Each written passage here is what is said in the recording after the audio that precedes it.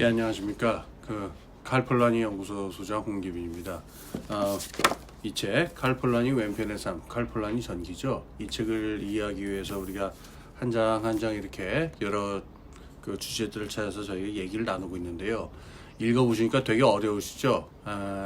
뭐 사람 이름 막 쏟아지고, 어려운 이름 막 쏟아지고, 이 책을 그런데 처음부터 끝까지 아주 무리 없이 그냥 아주 즐겁게 이해할 수 있는 사람은 제 생각엔 세상에 이렇게 많지 않을 겁니다. 그러니까 잘 이해 안 가시더라도 너무 낙심하지 마시고 하나라도 또는 두 개라도 건지면 그게 어딥니까? 그저 그런 기분으로 하나하나 읽다 보면은 분명히 우리 마음이나 생각하는 거나 풍요해질 거라고 생각합니다. 그래서 거기 조금이라도 좀 도움이 되려고 제가 한 장 한 장 얘기를 드리고 있는데요. 3장에 관계된 이야기 전에 비엔나의 1930년대, 1920년대 비엔나의 지적인 분위기에 대해서 제가 잠깐 말씀을 드렸습니다. 오늘도 당시에 폴라니가 1920년대에 비엔나에서 생활을 할 적에 영향을 받았던 지적인 분위기에 대해서 조금 더 말씀을 드릴까 하는데요. 20년대가 칼폴라니의 독창적인 어떤 경제 사상가로서 또 사회 사상가로서의 사상이 형성되는데 결정적인 시기입니다. 그래서 이 시기에 영향을 준 요소들을 좀 찾아보는 게 중요하겠습니다. 두 가지를 좀 말씀을 드릴까 싶은데, 하나는 경제학 쪽에서의 영향이고요. 두 번째는 사회학 쪽에서의 영향입니다. 경제학 쪽에서 우리가 염두에 두고 있어야 될 이야기는 메토드 앤 슈트라이트, 방법론 전쟁이라고 불리는 19세기 말에 독일 쪽 경제학자들하고 오스트리아, 비엔나 쪽 경제학자들하고 싸웠던 논쟁이 있습니다. 요 내용을 좀 알 필요가 있고요. 두 번째로는 사회학에서 벌어졌던 19세기 말 20세기 초에 독일, 프랑스, 영국의 사회학에서 벌어졌던 문제, 기능이냐 삶이냐라고 하는 문제를 좀 이해할 필요가 있습니다. 우선 첫 번째부터 좀 말씀을 드릴게요. 이 메토드 앤 슈트라이트라고 하는 건 독일 말로, 그러니까는 방법론, 방법을 놓고 싸운 슈트라이트, 그러니까 투쟁, 뭐 이쯤으로 아주 심하게 싸웠었던 그런 얘기입니다. 긴 얘기지만 아주 간단하게 얘기를 할게요. 여러분 생각하시기에 사람들의 경제 생활, 특히 이 자본주의 경제 시스템이 작동하는 것을 이해하려면은 역사적인 방법론이 더 중요하겠어요? 아니면은 이론적, 수학적 또는 수리적 방법이 더 중요하겠어요? 어떻게 보면 옛날에 철학에서 이야기하는 귀납적 방법이냐 연역적 방법이냐 하는 것하고도 뭐 멀리 좀 닿아 있는 문제입니다만, 먼저 포문을 연 쪽은 독일 쪽이었었습니다. 그 전에 영국에서 아담 스미스도 좀 그랬지만은, 특히 리카도나 멜서스 이후에 존 스튜어트 밀까지를 거치면서 경제학이라고 하는 건 항상 로빈슨 크루소, 그러니까는 합리적으로 계산할 줄 아는 개인이라고 하는 아주 추상적인 전제를 놓고 그 개인이 어떤 식으로 활동하느냐를 가지고 추상적으로 이론을 전개했잖아요. 이거에 대해서 굉장히 반감을 가지고 있었습니다. 독일의 경제학자들, 몇십 년 동안 1세대, 2세대, 3세대가 있는데, 독일 역사학파 경제학이라고 하는 학자들이 나와요. 이 사람들은 이런 이야기들은 아주 유치한 우화에 불과하다. 실제 사람이 살아가는 경제 생활, 특히 자본주의 사회에서의 경제 생활이라고 하는 거는 오랜 시간 동안에 만들어진 경제 제도에 의해서 구축이 되는데, 이런 것들은 싸그리 무시하고 이 유치한 무슨 로빈슨 크루소 얘기만 가지고서 무슨 현실 경제가 설명이 되겠느냐. 그러니까 이런 하나만한 얘기는 하지 말고 고대부터 중세를 거쳐 현대에 이르기까지 오늘날 우리가 살고 있는 자본주의 경제 시스템과 경제 제도가 어떻게 역사적으로 형성되었는가, 그리고 그 속에서 사람들의 실제적인 구체적인 경제 생활은 어떻게 바뀌어 왔는가를 갖다가 역사적으로, 경험적으로, 통계적으로 연구해야 된다, 이런 입장이었었습니다. 참고로 이야기하면은 경제사라고 하는 학문적인 분야를 학문적으로 아주 탄탄하게 성립시킨 사람들이 바로 이 사람들이었었습니다. 근데 여기에 대해서 오스트리아 비엔나에 있는 한 무리의 경제학자들은 크게 반발을 했어요. 특히 경제학설사에 나오는 칼 맹거라고 하는 사람, 이 비엔나 학파의 그 시조라고 하는 칼 맹거라고 하는 사람은 1870년대부터 이런 독일 쪽 경제학자들의 입장에 대해서 강하게 반론을 제기했습니다. 왜냐하면은 그 잡다하게 이런저런 종류의 경제 데이터들 잔뜩 모으고 이런저런 종류의 역사 자료 잔뜩 모아가지고 얘기해봐야 이론적인 틀이 없다라고 한다면은 무슨 그게 쓸모가 있겠느냐. 그냥 그랬나 보다, 그랬다더라 라고 하는 얘기에 불과한 것 아니냐. 칼 맹거가 절대로 경제사라든가 실제 어떤 사회의 제도, 내지는 그 통계 자료 같은 이런 실제 경험적 데이터들의 중요성을 부인한 건 절대로 아니었습니다. 하지만 칼 맹거가 보기에는 경제라고 하는 것을 이해하기 위해서는 경제 영역을 지배하는 규칙과 법칙이 존재한다는 거예요. 그걸 이론적으로 명확하게 파악을 해서 그 추상적인 이론을 먼저 구축해 놓고 그거를 가이드로 삼아 가지고서 그 이런저런 역사 자료냐 통계 자료를 가지고서 재구성하지 않으면은 유의미하게 우리 현실을 이해할 수 있는 이야기 틀이 나오지 않는다라고 하는 입장이었었어요. 지금 뭐 알듯 말듯 하시겠지만은 딱 들으시기에도 이게 그 닭이 먼저냐 달걀이 먼저냐 하는 싸움하고 비슷하게 쉽게 어느 한쪽이 이기기가 힘든 싸움이었다라는 생각이 드시죠. 근데 이 책에 보시면은 책 중간에 이 얘기 나오죠. 폴라니가 여기 와가지고 그 슈몰러라든가 칼 위커라고 하는 사람의 책을 연구했다라고 하는 얘기가 중간에 나옵니다.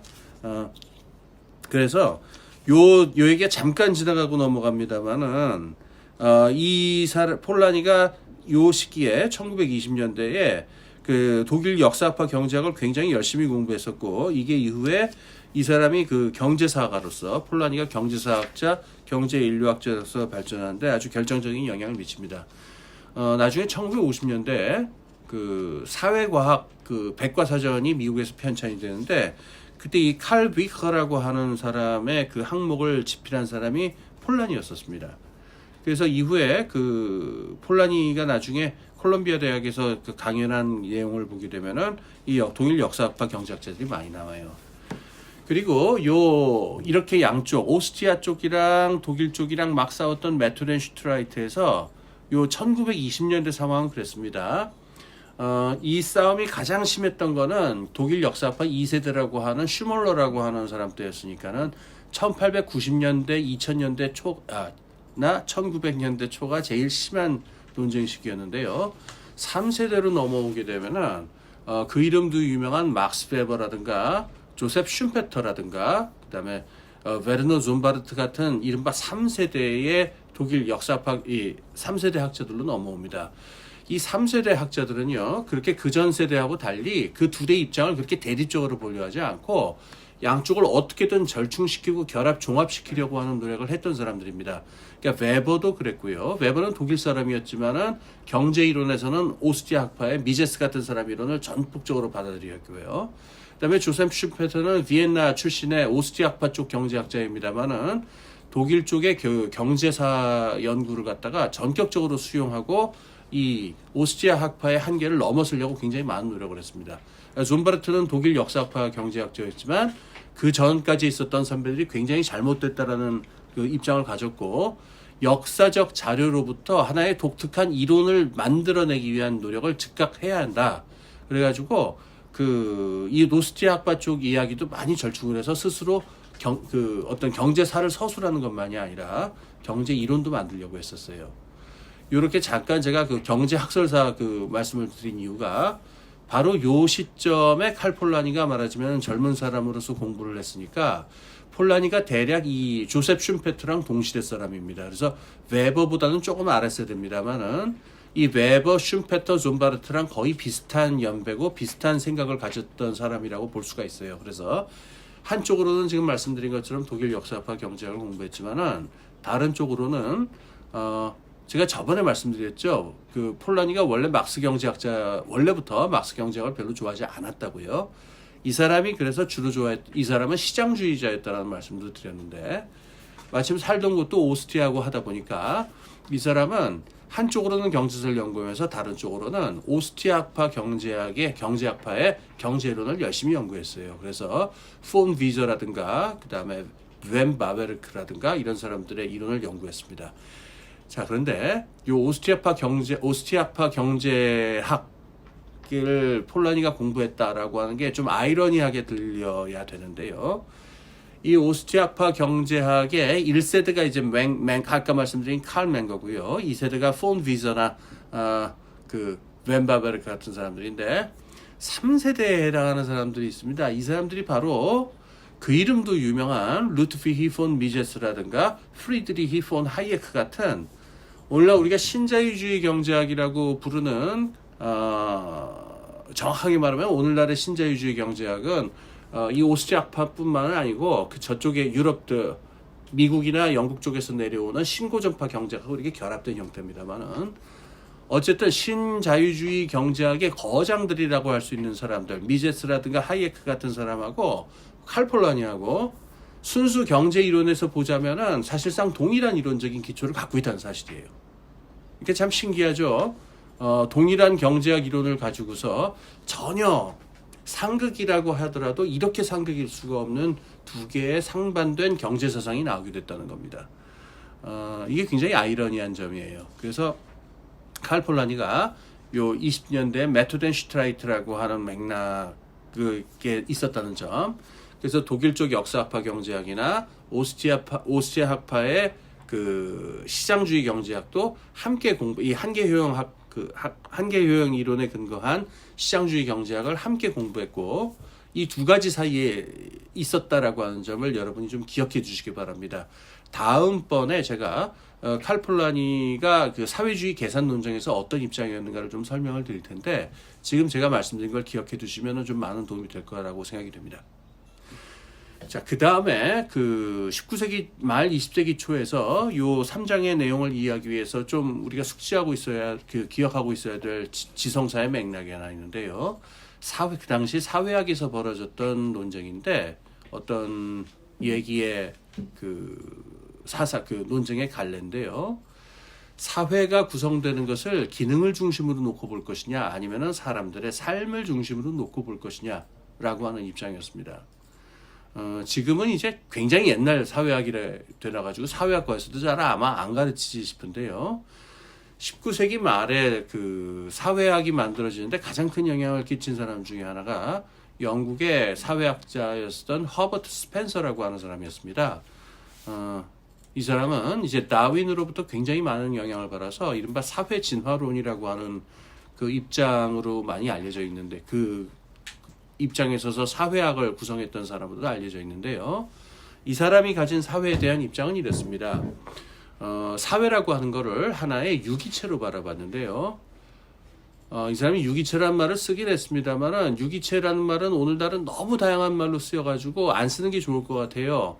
어떨 땐 이게 정말 쓰고자 하는 사람에 따라서 때로는 막 유기농하고도 막 헷갈릴 정도로 여러 뜻을 가지기도 했으니까 다른 말을 쓰겠습니다. 좀 노골적으로 얘기하자면 아까 허버트 스펜서가 다윈의 영향을 받았다고 그랬지요. 사회를 하나의 생물체로 바라봤습니다. 그래서 어떤 생물체를 보게 되면은 그 생물체의 몸에 그 기능에 따라서 기능적인 기능을 위해서 한 부분은 다리가 되고 한 부분은 뭐 날개가 되고 어떤 부분은 뿔이 되고 하는 것들을 우리가 볼 수 있잖아요. 그것처럼 사회라고 하는 거는 단순히 개개인들이 모여가지고 우가우가하고 모여가지고 몰려다니는 어중이 떠중이 집합이 아니고 그 자체가 개개인들로부터 독립된 하나의 실체다라고 하는 주장을 했었던 굉장히 중요한 사람인데 그 실체의 성격을 뭘로 파악하려고 했냐면은 하나의 독자적인 생물체로 파악을 하려고 했던 겁니다. 즉 사회가 유기체다라고 하는 거는 사회도 하나의 독자적인 생물이다 이런 얘기였고 그래서 어떤 개체들이 생물 개체들이 진화하듯이 사회라는 개체도 진화한다라고 이 사람은 생각을 했어요. 근데 그 진화하는 과정에서 어떻게 되냐면은 기능이 여러 가지로 분화가 된다라고 하는 아이디어를 내놔요. 그래서 사회가 처음에 그러니까 한 30명, 50명이 모여 사는 원시 사회 같은 경우에는 그냥 뭐 별 기능이랄 게 있습니까? 다 같이 몰려다니면서 그냥 과일 다 먹고 뱀 잡아먹고 개구리 잡아먹고 뭐 이런 게 그 당시 사회가 굴러가는 거였을 거라고 최소한 스펜서는 그렇게 생각을 했었으니까 당시에는 인류학이라든가 고고학의 한계가 있었으니까요. 그래서 이렇게 살아가는 동안은 뭐 기능이 이렇게 분리되고 어쩌고 할 게 없죠. 그런데 사회가 이제 슬슬 발전을 하고 진화를 해나가게 되면은 종교를 맡아봐야 되는 기능도 나오게 되고 사냥을 하는 기능도 나오게 되고 등등 하면서 여러 제도들이 갈라지게 된다라고 생각을 했던 거예요. 그래서 사회라고 하는 거는 그렇게 사회 유기체, 사회 전체의 생명을 유지하기 위해서 여러 기능이 어떻게 갈라지는가를 갖다가 파악하는 것이 사회학의 가장 중요한 일이다. 이렇게 되는 거죠. 그럼 여기서 사회를 파악할 적에 사회의 가장 핵심적인 건 뭐냐면은 생물체가 생명을 유지하려 하듯이 사회라고 하는 집단이 생명을 유지하고 존속하면서 다른 사회들과 경쟁을 해서 자기 생명을 유지해 나가기 위해서 기능을 발전시키는 게 중요한 일이 됩니다. 이게 허버트 스펜서의 옛날 사회학이 되는데 스펜서가 의도한 건 아니었다고 하지만 여기서부터 그 제국주의를 정당화시키는 그 무시무시한 사회진화론 같은 것들이 관련을 두고서 파생되게 되죠. 그리고 또 다른 사회를 기능으로 파악하는 또 다른 굉장히 유명한 그 사회학자가 있었죠. 그 프랑스에 그 이름도 유명한 에밀 듀르켐이라고 하는 사람이 있었습니다. 이 사람의 방대한 사회학 이론을 또 뭐 여기서 얘기하면 끝이 없겠지만은 우리가 주요하게 기억을 해야 되는 거는 조금 이따 말씀드릴 그 독일의 그 페르디난트 트웨니스라고 하는 사람이 있었어요. 이 사람이 얘기했었던 공동사회 게마인샤프트라고 공동체라고 하는 이론을 비판을 하면서 현대 산업 사회에서 인간 사회의 어떤 그 사회의 그 어떤 통일성이 유지가 되는 거는 개개인들이 산업사회에서 고도로 왜 기능적으로 분화가 되지 않습니까? 어떤 사람은 노동자가 되고 어떤 사람은 교사가 되고 어떤 사람은 성직자가 되고 등등등등 기능적으로 분화되는데 이 기능적으로 분화되는 것이 사회의 유기체 어떤 그 통일성을 해치기는커녕 오히려 이렇게 서로 갈라져 가지고 서로 상호 의존하지 않을 수 없는 상태가 바로 사회가 연대를 유지하게 되는 하나의 역설적으로 기초가 된다. 이런 입장을 가지고 있었어요. 그래서 이런 기능적인 산업사회에서 사람들이 여러 가지 기능적으로 분화되는 것에다가 어떤 하나의 가치라든가 사회적 의식이라든가 도덕이라든가 하는 정신적인 가치를 통해 가지고 사회를 통합시키는 것이 가능하고 이런 조건 하에서라면은 사람들이 기능적으로 갈라지는 것이 오히려 사회가 더욱더 옛날에 그 부족사회나 공동체사회, 옛날식 그 부족사회보다도 훨씬 고차적인 하나의 사회의 유기체성을 유지할 수 있는 고차적인 어떤 기반이 된다. 이런 얘기였습니다. 쉽게 설명하려고 했는데 말해놓고 봐도 어렵다는 생각이 드네요. 여기하고 대척점에 있다라고 볼 수 있는 사람이 하나 있는데 독일 쪽 사회학을 시작한 굉장히 중요한 사람이죠. 페르디난트 트웨니스라고 하는 사람이 있습니다. 지금 이 강연을 들으시는 분들이 아마 그 중고등학교 때 사회 시간에 공동사회와 이익사회, 공동체와 사회, 그래서 게마인샤프트다, 게젤샤프트다, 아마 이런 이야기를 했었던 걸 아마 기억을 하실 거예요. 그렇죠? 그래서 뭐 길게 얘기하면 이 테니스의 이론도 굉장히 정교하고 심오하고 개념이 복잡합니다. 그래서 뭐 길게 얘기할 필요는 없지만 테니스 같은 사람이 그 1880년대 90년대에 제기했었던 이론은 지금 말한 기능을 중심으로 사회의 구성을 설명하려는 것하고는 다른 차원을 보고자 함이었었어요. 이게 뭐냐면은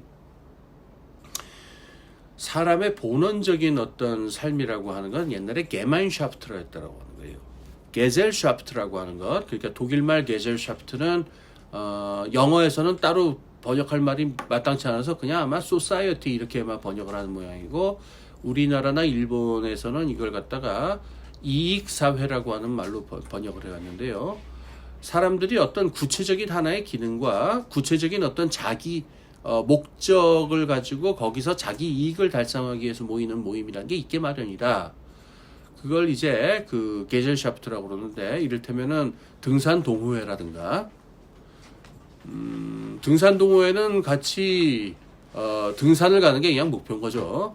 그 다음에 주식회사라든가 주식회사에 모인 주주들은 함께 모여서 같이 자금을 모아갖고 큰 돈 한번 벌어보자라고 하는 것 말고 다른 의도는 없습니다. 뭐 주주들 중에서 마음에 드는 사람을 골라가지고 한번 결혼을 해보자라든가 뭐 그런 목적으로 주주가 되는 사람은 아마 있을래나? 있다고 하더라도 아마 뭐 배임까지는 아니겠습니다. 하여튼 뭐 그렇습니다. 그래서 이런 것들은 하나의 어떤 구체적인 기능이나 자기 이익에 근거해서 만들어지는 사회가 있는데 인간 역사를 바라볼 적에 이게 사회의 시작이 아니다라고 하는 거예요. 사회는 사람의 귀속의식이라고 하는 게 있다는 겁니다. 내가 어디에 속한 사람이냐라고 물어봤을 적에 내가 어디에 속한 사람이다. 나라는 존재 자체의 기반이 되는 것으로서의 사회를 원하는 측면이 있다는 건데 이런 역할을 해주는 사회가 게마인샤프트라고 하는 겁니다. 가장 쉽게 예를 들 수 있는 게 우리 가족 같은 거겠죠. 물론 요즘은 이제 가족도 또 다 기능적으로 해체가 돼가지고 아빠는 돈 버는 사람, 엄마는 밥하는 사람, 아들은 공부하는 사람, 뭐 이런 식으로 기능을 나눈 그런 좀 제 상식을 넘어서는 가족도 뭐 있다고는 합니다만은 어쨌든 원래는 옛날에 사람들이 생각하는 가족은 그런 건 아니었습니다. 가족은 어떤 기능을 위해서 존재하는 모임은 아니죠. 우리가 모여서 사는 이유는 함께 그 부동산 투기에 임하여 같이 머리당 두당 500%씩의 수익을 보기 위함이다. 이렇게 해서 모인 가족은 아닙니다. 가족이란 건 그냥 그 자체로 존재하는 사회고요. 여기서 가족 성원들은 나는 너희 집이 어디냐, 너 누구 아들이냐, 너는 또 뭐 누구 아빠냐 이렇게 물어봤을 적에 자신의 귀속의식을 드러내는 그런 무목적적이고 어떤 특정한 목적이나 이익이 결부되지 않은 귀속의식을 제공해주는 원천으로서의 사회라는 게 있다라고 하는 게 트웨니스 얘기였습니다. 그리고 트웨니스는 이걸 갖다가 역사적으로 전개를 했는데요.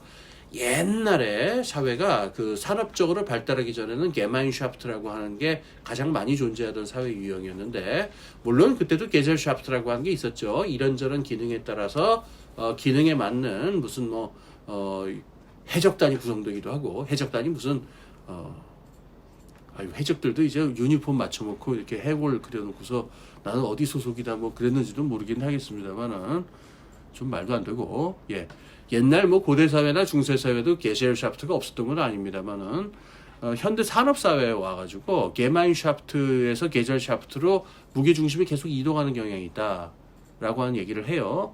그 다음에 이제 그래서 이 테니스가 이 미래 현대 사회가 나아가야 될 방향이다라고 얘기를 했던 거는 이 게마인샤프트와 게젤샤프트라고 하는 것에 양쪽의 장점과 단점이 있잖아요. 이거를 갖다가 산업사회의 현실에 맞게 다시 통합을 해서 게노센샤프트라고 하는 새로운 유형으로 나갈 필요가 있다. 이거는 영어로 옮기기도 굉장히 어렵습니다만 그 코오퍼레이티브 소사이티라고 말할 수 있겠죠. 그러니까 우리말로 하자면 협력사회 같은 게 되는데 게노센샤프트라고 하면 독일말로 그 동료, 동사, 옛날에 일본말로 동사라고 이렇게 옮겼는데 전쟁을 나갔을 적에 그 전우들의 관계 있죠. 그 전우들끼리 뭉친 관계는 게마인샤프트라고 말할 수도 없죠. 왜냐하면 무슨 이 사람들이 함께 생활하기 위해서 모인 게 아니라 전쟁하려고 여기 모였으니까 게젤샤프트의 성격이 있는데 그렇다고 게젤샤프트처럼 그냥 자기 이익이 될 때만 나갔다가 위험하면 샥 도망치고 이런 식으로 군대가 유지되지 않습니다. 그래서 끈끈한 전우회로 연결되는 부분이 분명히 있는데 이 게노센샤프트 같은 형태로 그러니까 개개인들의 어떤 기능적 그 자기 이익적 목표를 실현하는 것도 부분도 존재하면서 그 다음에 사람들이 자기의 어떤 그 귀속감이라든가 인간적인 전면적 인격적 관계를 맺는 종류의 게마인샤프트 같은 것도 살리면서 이 두 개를 결합시키는 게노센샤프트로 나가야 된다. 이런 입장이었었던 거예요. 그리고 여기에 대해서 아까 말한 대로 아까 말씀드린 에밀 듀르켐 같은 사람이 다시 기능적인 입장에 서가지고 이 테니스에 대해서 비판적인 입장을 취했다 이런 말씀을 제가 드렸죠. 그래서 이 1920년대 10년대 요럴 적에 사회학이 태동하던 그러니까 고전 사회학 이후에 현대 사회 근데 현대 사회학이 태동하는 그 시점에서 그 사람들이 가장 많이 그 고민하던 어떤 주제 하나가 사회를 구성하는 사회의 실체가 과연 기능에 있느냐? 그렇지 않으면 사람들과 사람들의 인격적 만남, 즉 사랑과 인간적인 유대와 협력과 같은 삶이라고 저는 표현을 하겠는데, 인간들의 집단적 삶에 있느냐, 사회 실체가 기능적 합리성에 있느냐, 아니면은 그 인격적, 인간적 유대와 사랑, 정 이런 것에 있느냐라고 하는 이런 논쟁 구도가 있었습니다. 자, 그럼 이거에 근거해서 다음번에는 20년대 칼폴라니의 그 사회주의 사상과 경제 사상이 어떻게 사회주의 계산 논쟁이 어떻게 전개되는지를 살펴보겠습니다. 감사합니다.